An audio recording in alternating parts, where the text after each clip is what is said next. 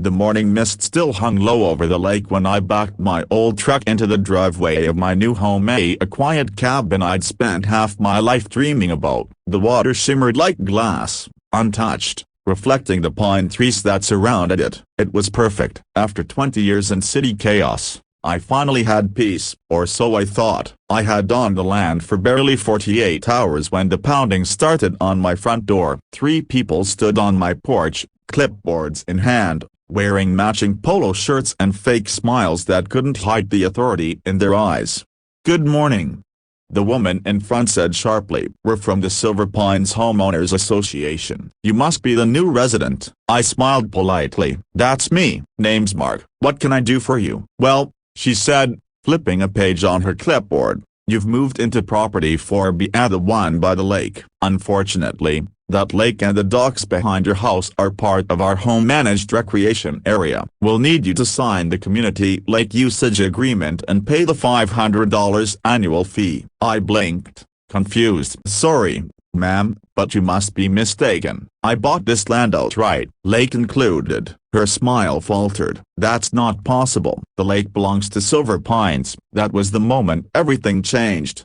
When I'd bought the property, my lawyer told me something interesting. The lake was technically classified as private, not community. My parcel stretched all the way to the water line and beyond. The hose line stopped about 30 feet short of it. That meant their docks are the ones they proudly use for boat parties, fishing tournaments, and weekend barbecues. They were built illegally on my lake. But I didn't want trouble. I moved here to find peace, not war. So I tried to reason with them. I showed them my deed. I explained the property lines, but the woman, whose name I later learned was Karen, just waved it off. "You'll be hearing from our legal department," she said, spinning on her heel. The 2 men followed, looking like soldiers retreating from a battle they still thought they'd win later. I laughed it off that day, but deep down, I felt a cold sting.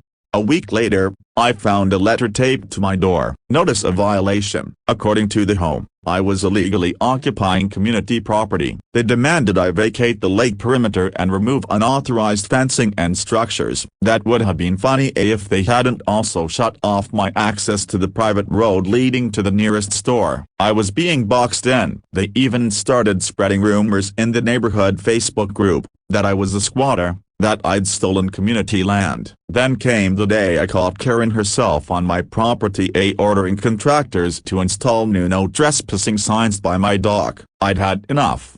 I called my lawyer, an old friend named Ross who'd helped me through the purchase. When I told him what was happening, he chuckled darkly. "Mark, they're standing on a minefield. That lake is yours illegally and completely. Every dock, every post, every boat that floats on it without your permission is trespassing." The next morning, I filed an official notice with the county and had private property and no unauthorized access signs posted around the entire perimeter. Then I sent copies of the property survey and deed to the whole board. I thought that would end it, but Karen didn't back down. She doubled down. She called an emergency home meeting. I wasn't invited, but word spread fast. They planned to fine me for restricting access to community property. I couldn't believe it. They were trying to fine me for using my own lake. That night, as I sat on my porch watching the reflection of their clubhouse lights on the water, something clicked in my mind. If they wanted to play this game, I'd play it smarter.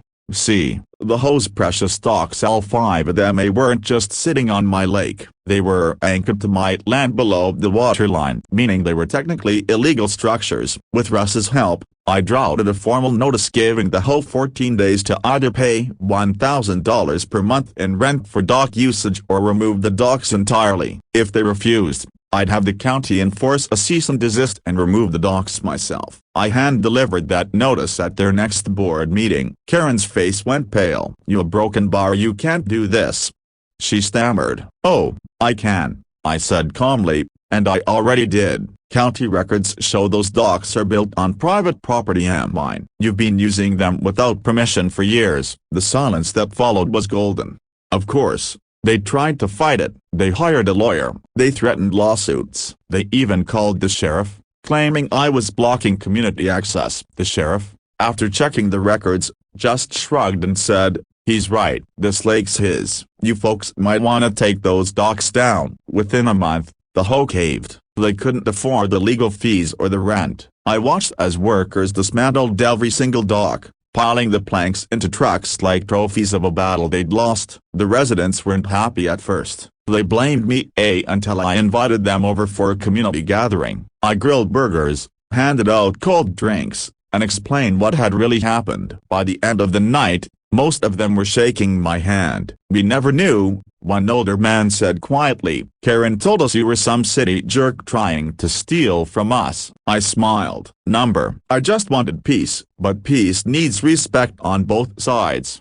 A month later, Karen resigned from the HOA board. She sold her house not long after. The new president, a kind woman named Linda, approached me with an idea. "What if we form a partnership? You keep ownership of the lake, but we manage community access properly. Fair rules, mutual respect." I agreed on one condition: no more surprise demands, no more fake fines, and no more bullying newcomers. She smiled. "Deal."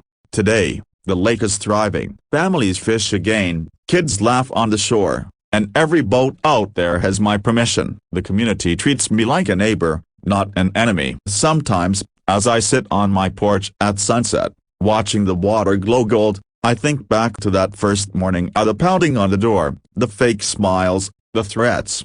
They wanted my lake, but in trying to take it from me, they lost their own reflection in it and had to rebuild it through respect. Message: when you stand your ground with patience and truth, even those who fight you will eventually see the reflection of fairness in your calm waters.